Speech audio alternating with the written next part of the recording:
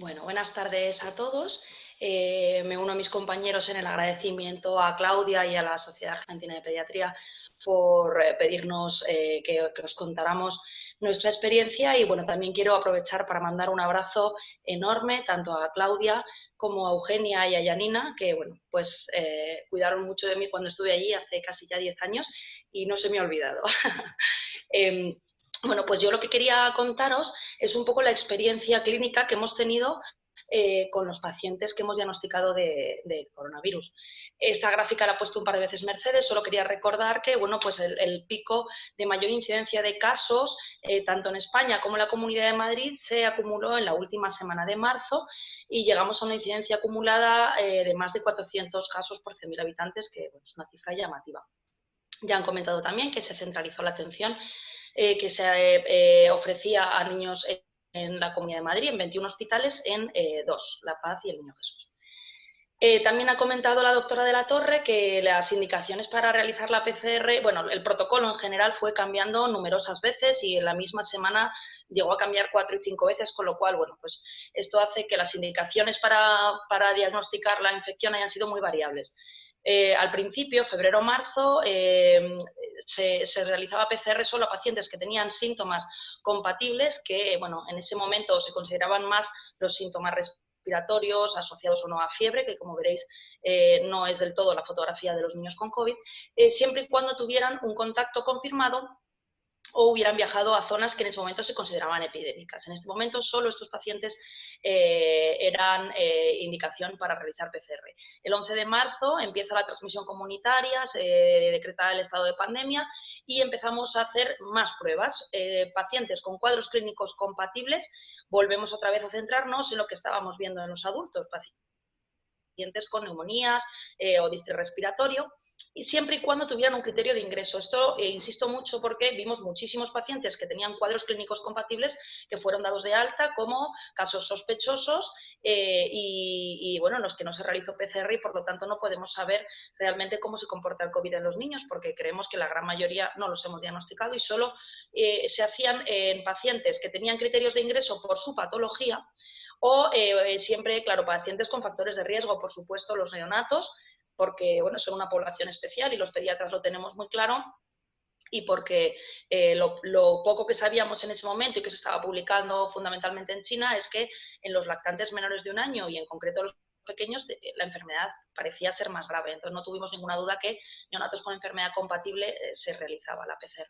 Por supuesto, inmunodeprimidos. En nuestro hospital tenemos una gran cantidad de inmunodeprimidos, sobre todo por enfermedades oncológicas, y también se consideraron inicialmente pacientes con enfermedades respiratorias o cardiocirculatorias crónicas y relevantes. Y también se hicieron bastantes PCRs a pacientes que ingresaban para cirugía urgente, que era la que se realizaba en ese momento solo, no la programada, por el manejo tanto por parte de anestesia en el quirófano como por la organización luego pues de las habitaciones y de los pacientes. Y recientemente, esta misma semana, hemos empezado por fin a hacer ya PCR a todos los casos sospechosos y, por supuesto, ya desde hace tiempo teníamos claro que los ingresos hospitalarios las hacíamos, aunque la clínica no fuera siempre del todo compatible. Ahora, desde luego, se hace a todos. Pero, como veis, la fotografía ha ido cambiando mucho. Entonces, esto ha hecho que los pacientes que os voy a contar pues sean muy concretos y, bueno, muy pocos. La serología estuvo disponible de la última semana de abril y se ha hecho muy pocos pacientes que tenían una sospecha clínica muy alta y en los que reiteradamente las PCRs salían negativas. Con todo esto, me voy a centrar sobre todo en los pacientes que hemos visto del 1 de marzo al 30 de abril. En estos 15 días que van hasta ahora, pues ha habido algunos casos más, pero bueno, os voy a dar más información de estos. En urgencias atendimos más de 9.000 pacientes, 700 ingresos desde la puerta, que pues entre el 8,5 y 9%, que es una tasa de ingreso, como ha comentado Mercedes, más alta de las que teníamos previamente, porque la complejidad de los pacientes pues era mucho mayor. Además, se trasladaron más de 140 pacientes desde otros centros hospitalarios de la comunidad, en total más de 800 ingresos. Veis, 551 pacientes en los que se detecta, o sea, se solicita la PCR para coronavirus. De ellos, pues solo 52 PCR son positivas, primer dato que llama la atención. Apenas el 10% de las PCRs que solicitamos en pacientes que además eran pacientes más graves, o sea, no los que se iban a casa o pacientes asintomáticos, sino pacientes con clínica importante, pues tan solo el 10% nos salían positivas. Y 5 pacientes se diagnosticaron por serología ya pues, en las últimas semanas de abril. Esto nos da una cifra de 57 pacientes con infección confirmada en estos 2 meses. De ellos os voy a contar primero estos 39 pacientes, que son los que hemos considerado realmente que son pacientes que ingresaban por motivo de su infección por coronavirus, es decir, debido a que tenían pues, una infección que requería ingreso por diferentes motivos, que ahora os voy a contar. Aparte, os relataré muy brevemente pues, que 11 pacientes se diagnosticaron de infección por coronavirus, pero la prueba se solicitó por otros motivos que más adelante os contaré, pero no se considera que el ingreso sea debido a un COVID importante, y 7 pacientes de oncología que por sus características especiales y diferenciales me parecía interesante contaros aparte. Además, estos 39 pacientes los hemos querido dividir en 2 grupos, pacientes con enfermedad complicada o con curso complicado y pacientes con un curso no complicado. Y esto también veréis que tiene su relevancia. También quería resaltar que en estos mismos meses llama la atención estas cifras que yo estoy dando con los 60.000 casos diagnosticados en la comunidad, 40.000 pacientes ingresados y más de 8.000 fallecimientos. Por lo tanto, ya estamos viendo que hay unas cifras muy diferentes en los niños que en los adultos. Y una cosa que nos llamó poderosamente la atención y que hemos comentado mucho en el hospital es cómo se han acumulado casos con características clínicas muy similares en momentos diferentes de la epidemia. Como ya hemos dicho, el 11 de marzo se declara el estado de transmisión comunitaria. Aquí hemos puesto los días del 1 de marzo al 30 de abril y podríamos hablar claramente de 2 oleadas muy diferenciadas. Una primera oleada en la que había unos pacientes que ahora os voy a contar con unas características clínicas bastante comunes y la mayoría de ellos van a ser pacientes con un curso no complicado. Ya veis, en amarillo aparecen los ingresos en la UCI, veis que pues aquí fueron pocos los pacientes que requirieron cuidado intensivo y sin embargo en las semanas después del 8 de abril, concentrándose casi en 2 semanas, vemos que hay gran cantidad de pacientes con un curso complicado que requieren ingreso en cuidados intensivos y con unas características clínicas muy similares entre ellos. Entonces, nos parecía que la mejor forma de transmitiros estos pacientes era intentando encuadrarlos o agruparlos en síndromes clínicos, porque lo que quería destacar es que hemos visto una gran variabilidad clínica en los pacientes con infección confirmada por COVID que han ingresado, mucha variabilidad clínica. No es para nada la fotografía que contaba el doctor Lorente, que veía que se repetía en cientos de historias, ¿no? Pues la verdad es que en los niños para nada ha sido así. Por supuesto, os voy a contar primero un poco por síndromes clínicos, insisto, pacientes con un curso no complicado. Patología respiratoria, neumonías, era lo que estábamos esperando, lo que estábamos viendo en adultos. 7 pacientes con neumonía no complicada, todos ellos con fiebre, poca hipoxemia no muy relevante, pocos de ellos recibieron tratamiento con oxigenoterapia. Revisamos nuestro protocolo de neumonía cuando empezó la pandemia y bueno, la verdad es que estábamos todos de acuerdo en que tanto por los patrones radiológicos como por la clínica estos pacientes iban a ser difícilmente distinguibles de las neumonías atípicas habituales y por tanto, pues por supuesto, recibirían tratamiento con acitromicina. Algunos de ellos, por los patrones radiológicos que se veían claramente consolidaciones, algunos de los pacientes recibieron también tratamiento con ampicilina, que es el que ponemos normalmente en la neumonía típica y bueno, pues otros pacientes recibieron otro tipo de tratamientos. Pero el patrón radiológico tampoco es el que se describe clásicamente en los adultos como un patrón bilateral, intersticial. La verdad es que vimos patrones radiológicos muy variados. También tenemos pacientes con bronquiolitis, entonces estábamos a finales de febrero saliendo casi de la epidemia de bronquiolitis, todavía había ya poco VRS, pero sí que había bronquiolitis. Os presento 5 pacientes, son todos lactantes menores de 2 meses, o sea, eran los lactantes pequeñitos, cuadros febriles la mayoría, con dificultad respiratoria. Estos que ingresaron, la mayoría era por dificultad respiratoria, rechazo del alimento y necesidad de oxigenoterapia. Muchos pacientes con estas características, pero que no tenían requerimientos de oxígeno o de alimentación o hidratación, fueron dados de alta con este cuadro clínico y bueno, estos pacientes no recibieron tratamiento más allá del tratamiento de soporte. Y luego también había otro grupo de edad que, como veis, pues son pacientes con una mediana de edad más elevada, que fueron diagnosticados o que los podemos encuadrar en infecciones respiratorias de vías altas, pero que requirieron ingreso debido a que presentaban comorbilidad. Había un paciente con artritis idiopática juvenil, una anemia autoinmune y una anemia plásica. Entonces, estos pacientes presentaron también fiebre. Hay 2 pacientes que ingresaron porque presentaban síndromes febriles muy prolongados en los que, bueno, pues fue una indicación del oxígeno, o sea, del ingreso, perdón, y bueno, casi todos ellos se les realizó radiografía de tórax que fueron normales y bueno, recibieron tratamiento igualmente con anfitromicina, antibiótico y uno de ellos con hidroxicloroquina. Destacar que todos estos pacientes tuvieron una estancia medio hospitalaria corta y que fueron la mayoría, como veis, tratamiento de soporte, buen pronóstico y dados de alta. También en el grupo de infecciones no complicadas por COVID tenemos que hablar de los síndromes febriles. En este caso, pues eran lactantes también pequeñitos que ingresaban simplemente por el síndrome febril, como es nuestro protocolo en niños tan pequeños y que dieron positivo para la PCR. A ninguno se le realizó radiografía de tórax, realmente se pautó un tratamiento sintomático e ingresaron un poquito tiempo a la espera de los resultados de los cultivos hasta confirmar que tanto el hemo como el urocultivo eran negativos. Y por último, pues pacientes con síntomas digestivos. La verdad es que en este grupo de pacientes no complicados, los síntomas digestivos, aunque fueron frecuentes en los pacientes que dimos de alta y en los que se sospechó COVID y que nunca sabremos si lo tenían o no, fueron en pocas ocasiones criterio de ingreso. Os presento un lactante muy pequeño con una alergia a proteínas de leche de vaca que tenía un estancamiento ponderal y que bueno, tenía ya una diarrea de evolución prolongada y venía también por diarrea y vómitos y bueno, casi más el motivo del ingreso fue que el paciente estaba deshidratado y tenía ya un proceso previo. Y luego un paciente mayor que ingresaba con un cuadro de dolor abdominal que no se controló con la analgesia oral y apenas intravenosa en la urgencia y por eso tuvo que ser ingresado, ¿no? Estas son como pequeñas pinceladas o fotografías de pacientes con COVID no complicado.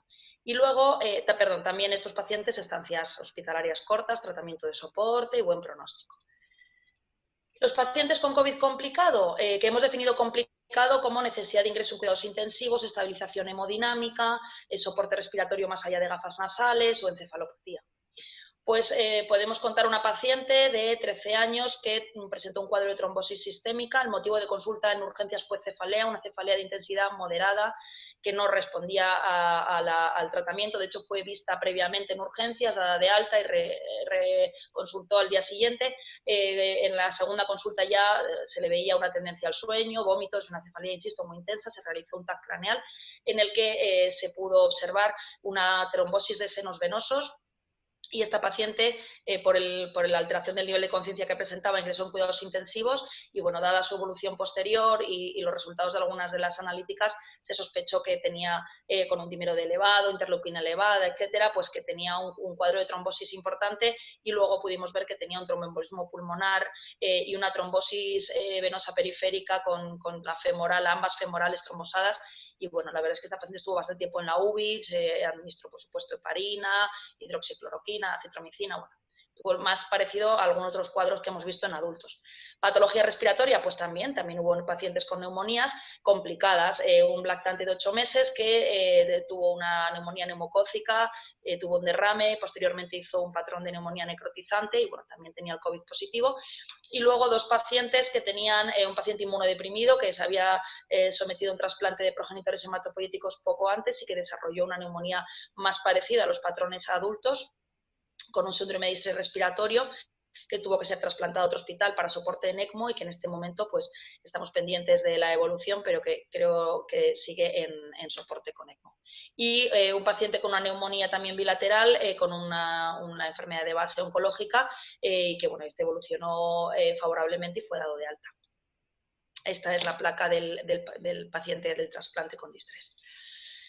Y luego un lactante muy pequeñito, un recién nacido con una bronquiolitis que tuvo episodios de pausas de apnea y por lo tanto precisó ingreso en intensivos, pero fue tratado con oxigenoterapia y con cafeína y la verdad es que este paciente estuvo poquito tiempo en intensivos y fue dado de alta.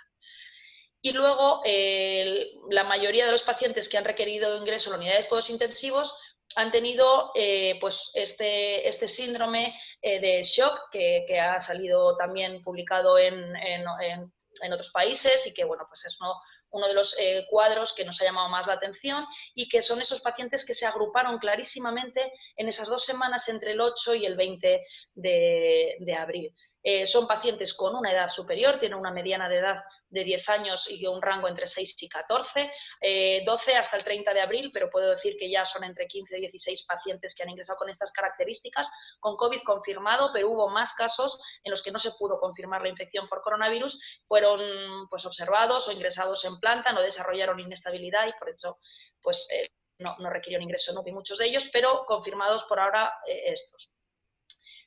Todos los pacientes tuvieron fiebre, todos los pacientes venían con un cuadro de dolor abdominal moderado, intenso, con afectación del estado general, muchos de ellos asociaban diarrea, pero eran pacientes que llamaban la atención, o sea, tenían una apariencia alterada, eran pacientes con una taquicardia muy persistente en los que inicialmente decíamos, bueno, es por el dolor, bueno, es que tienen fiebre alta, los dejábamos, o sea, eran pacientes que incluso cuando empezaron a llegar, que no sabíamos lo que eran, era un paciente que impresionaba de afectación y que rara vez íbamos a dar de alta, ¿no? Persistían la taquicardia en la observación después de haber bajado la fiebre, después de haber intentado controlar el dolor, tenían una taquicardia importante, muchos de ellos estaban deshidratados. Muchos de ellos también presentaban lesiones cutáneas, que es lo que ha hecho que se hablara de un síndrome Kawasaki-like. No cumplían criterios de Kawasaki, no se les puede llamar enfermedad de Kawasaki, pero desde luego tenían exantemas maculopapulares, lesiones y eritema de la mucosa lingual, labios fisurados y resecos, enrojecimiento en las zonas genitales, eritema, hiperemia conjuntival o hemorragias. Y bueno, muchos de los pacientes tenían estas manifestaciones. La analítica, estos pacientes sí que se realizó analítica sanguínea porque bueno, pues la mayoría de ellos necesitaban una canalización venosa para poder administrar analgesia y sueroterapia. Y sí que veíamos que tenían con más frecuencia un patrón similar al que se había descrito ya en los adultos de linfopenia, trombopenia, elevación de ferritina, la interleuquina se sacó ya más adelante, no en urgencias, pero estos pacientes tenían alteraciones analíticas importantes, una elevación importante de los reactantes de fase aguda, unas PCTs muy altas y muchos de ellos también hiponatremia.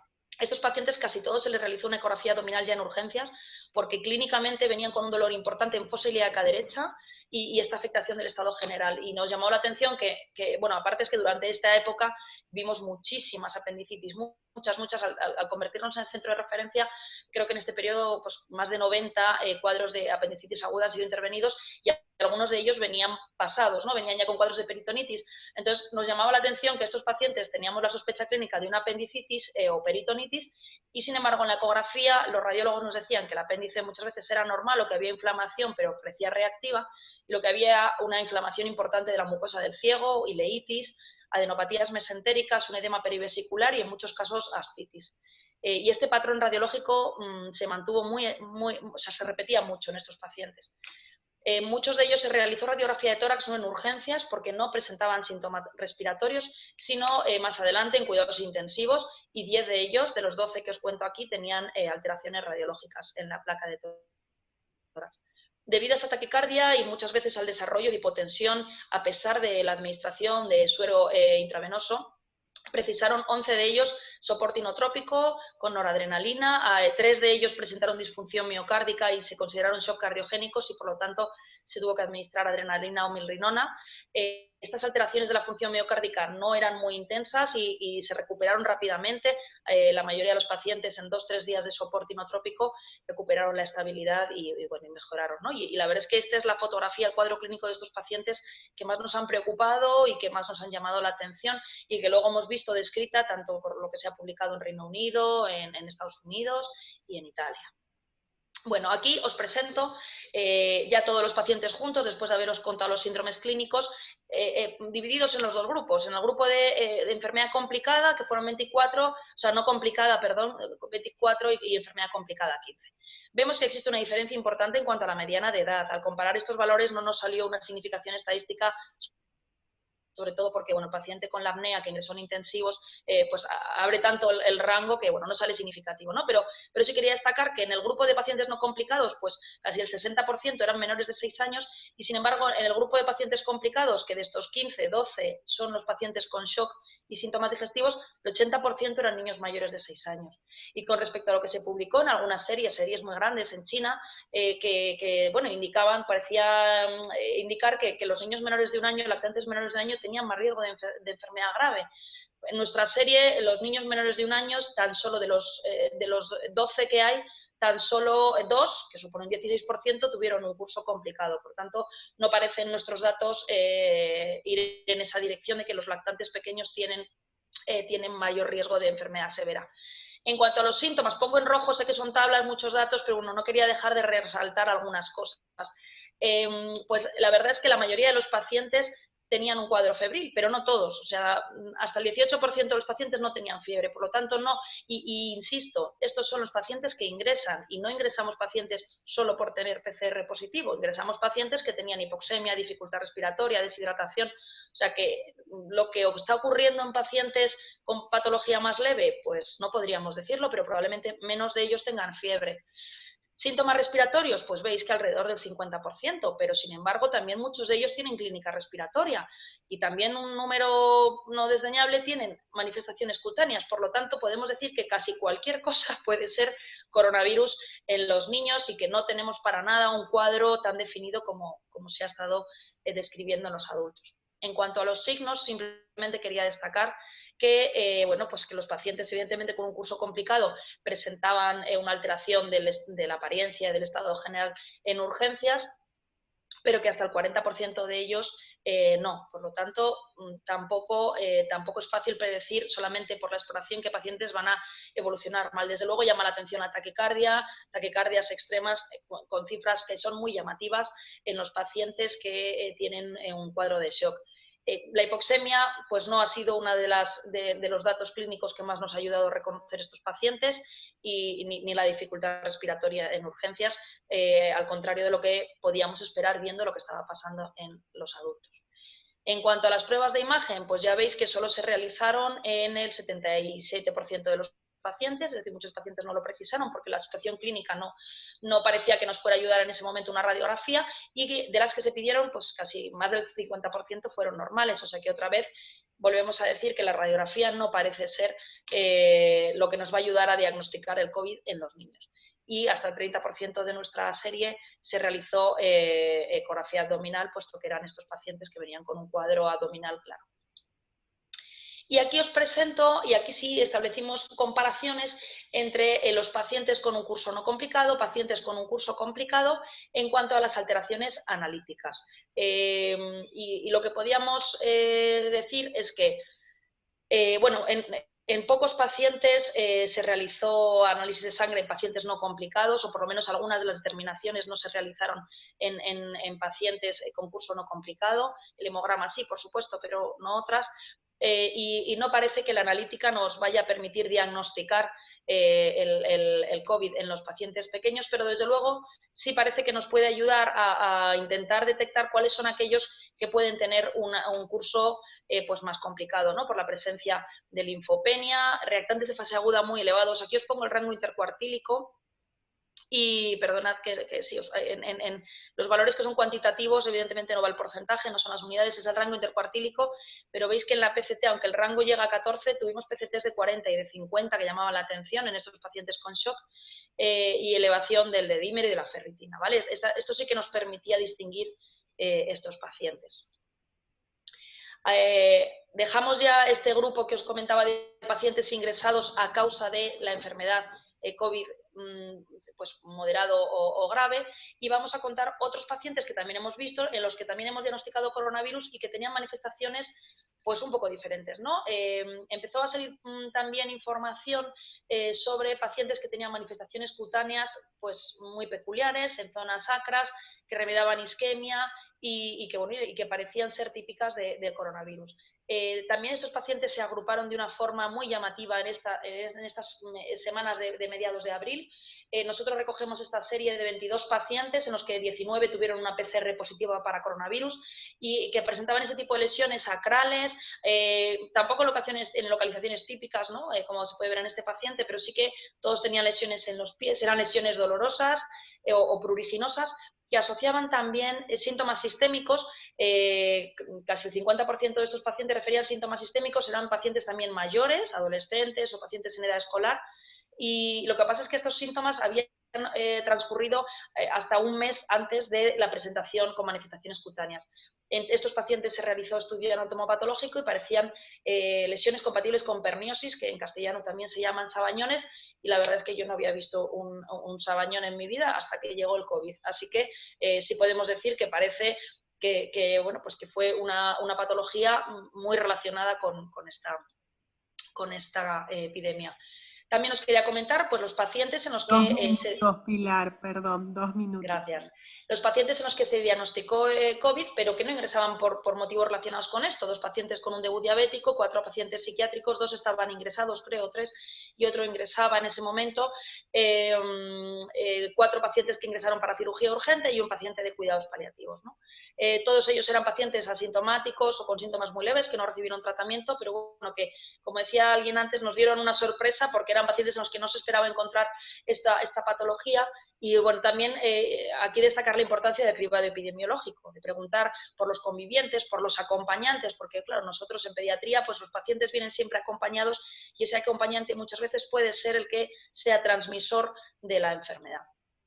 Y luego los pacientes con enfermedades oncológicas, porque son pacientes diferentes y en los que esperábamos, la verdad, que la enfermedad pudiera ser más grave y luego no fue así. Esta es una serie publicada de 15 pacientes, que son todos de la Comunidad de Madrid. En nuestro hospital aporta 7 o 8 pacientes a esta serie, la mayoría enfermedades hematológicas, pacientes febriles, algunos de ellos asintomáticos. En todo se realizó radiografía de tórax porque esperábamos enfermedades más graves, solamente 8 pacientes con la radiografía alterada y la verdad es que no fueron cuadros muy graves, algunos sí, algunos requirió ingreso en intensivos o ingreso en planta, recibieron más tratamientos que los pacientes sin patología oncológica. Pero como veis, pues bueno, 4 pacientes fueron manejados ambulatoriamente y en general el pronóstico de estos pacientes fue bueno. Y también hay que hablar un poco de las coinfecciones. Tuvimos coinfecciones, un paciente, un lactante menor de un mes con una tosferina confirmada, en el que además se obtuvo una PCR positiva para coronavirus. 2 pacientes con micoplasma, ya esperábamos esto y por eso también el tratamiento con acitromicina. El lactante de 8 meses que ingresó en intensivos con la neumonía por neumococo y un lactante pequeñito con una fiebre en el que se pudo aislar una Klebsiella en el urocultivo. Y después de todo esto y de toda esta variabilidad clínica que os comentaba, pues ¿cuáles son los criterios clínicos que utilizamos ahora para sospechar COVID? Sobre todo cuando hemos entrado en esta fase en la que vamos a hacer PCR ya a todos los casos sospechosos, ¿no? ¿Y quiénes son estos casos sospechosos? Pues mirad, pacientes con infecciones respiratorias de vías altas o bajas, de cualquier gravedad, en los que no hay un foco claro, porque un paciente, como decíamos, con una amigdalitis confirmada, con un test de estreptococo positivo, pues no vamos a buscar COVID, pero pacientes con tos, con fiebre, con adenitis, con amigdalitis, otitis, laringitis, por supuesto, todos estos pacientes van a ser testados con la PCR. Pacientes con dolor torácico en los que no se puede atribuir a otra causa clara. Pacientes con fiebre sin foco, hemos decidido que, bueno, que se realizará una tira de orina y si la tira de orina es altamente sugestiva de infección de orina, pues y clínicamente el médico no le parece que sea un cuadro sospechoso, pues no se realizará la PCR, pero sin embargo el resto de los síndromes febriles que tengan algún foco y que no tengan un diagnóstico claro, serán también extraídas las PCRs. Lesiones cutáneas, como hemos visto, las que tengan fiebre, pues casi todas. Y las que vayan sin fiebre, pues dependiendo del ambiente epidémico. Y luego algunas lesiones específicas que hemos comentado en las que la sospecha nos haga claramente pensar en un coronavirus. No hay que olvidar los síntomas digestivos. Claramente los niños son frecuentes y además pueden ser marcador de infección grave. Por supuesto, la diarrea nos ha quedado muy claro que hay que ir a por el coronavirus, pacientes con fiebre y vómitos, y si no tienen fiebre, pues bueno, vamos a intentar, en principio, no sé si luego esto irá cambiando según vayamos viendo, pacientes con dolor abdominal que tengan pues cuadros de dolor moderado, persistentes y, por supuesto, el dolor abdominal con fiebre, que nos ha quedado ya claro que son pacientes que hay que observar, que hay que tomar la frecuencia cardíaca y que hay que andar con mucho cuidado con estos pacientes. Síntomas neurológicos, pues también pacientes que tengan focalidad neurológica aguda, pacientes con cefalea moderada, como nuestra paciente que luego desarrolló trombosis, pacientes con alteración del nivel de conciencia. Hemos tenido una paciente con un craneofaringioma en que presentaba simplemente pues eso, una descompensación iónica y una alteración del nivel de conciencia y es una paciente que está recientemente ingresada esta semana y que fue positivo también para coronavirus y que ha requerido ingreso incluso en intensivos. Y luego, bueno, pues cualquier paciente, indistintamente de si es sospechoso o no, en el que haya habido un contacto estrecho confirmado, pues también probablemente le realicemos la PCR, ¿no? Estos son los criterios iniciales que vamos a manejar y que vamos a ir variando según lo que vayamos viendo en estas semanas. Y bueno, simplemente destacar que estamos aquí arriba, que realmente pues, no sabemos lo que ha estado pasando. Hemos atendido muchos pacientes que se han ido a casa y que podían tener infección por coronavirus y bueno, pues ahora podremos irnos acercando un poco más a la situación real cuando vayamos viendo las PCRs, pero bueno, estamos en un momento de incidencia más baja y la sensibilidad de la prueba pues también es la que es y realmente vamos a ver qué encontramos a partir de ahora. Mensajes que podríamos sacar de esta experiencia, pues que sí que parece que el COVID es menos frecuente en los niños, que hay una amplísima variabilidad clínica, que muchos de ellos presentan síntomas leves, pero que ojo, que algunos no y que hay que tener cuidado, que la mayoría de ellos en cualquier caso tienen un pronóstico bueno y el tratamiento de soporte es suficiente. Y ya está, con esto